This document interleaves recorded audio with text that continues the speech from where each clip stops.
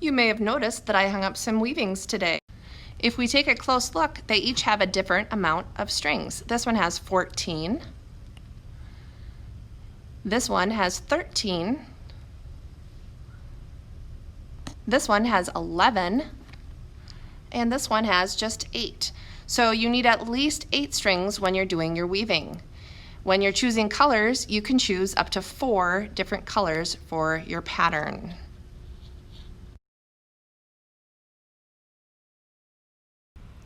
This weaving is ready for a black piece of yarn. Black, pink, yellow, black, pink, yellow, black, pink, yellow, black. So if I'm going to use a popsicle stick, I put the piece of yarn on the stick like a little mouse tail, and then I put a piece of tape this way, and on the other side I have the tape give the stick a nice hug so it's nice and tight.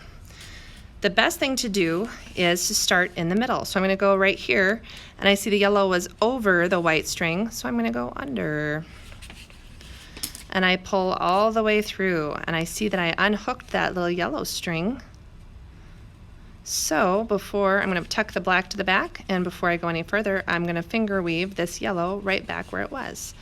And I'll push this up, and then I look close. The black string is under the white string, so when I head back, I will go over the white string. Over, under. When you get to the end of the string, you want to leave just a little loop and push up. We don't want to pull too tight, or you will have all of your strings be too close together.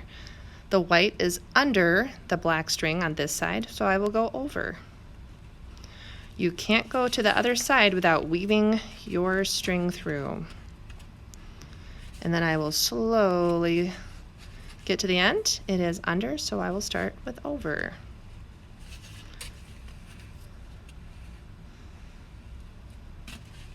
And I keep weaving until I'm all done with the black yarn.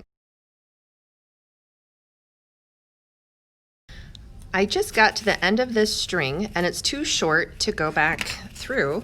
So when you are done with the piece of string, what you're going to do is take the tape off and throw that away. And then with this end, I will just weave. So it was under the black was under the white. So now I will go over, under, and I just keep doing this until it is through. Now this one is going to end in a really awkward spot, and it will be hard for that to stay put. So I will carefully take this away from my strings so I don't cut the strings and trim a little off. If you know how to tie a knot, you could also tie it onto your next string and then just weave the knot in.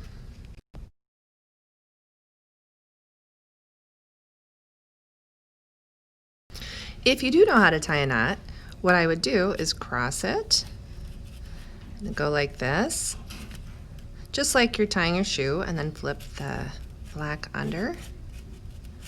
You could tie it just like that. And then I'm going to show you how to weave if you don't have a stick. It's easier if you make a little loop like this instead of trying to push the end in. So I'm going to just make a little loop, and let's just go back here. So this is going to go over.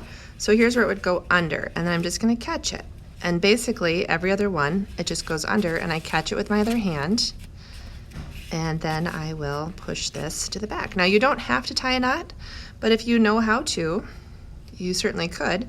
So now the pink is under, so I'm going to take my little loop and go over and catch it, over and catch it, over and catch it.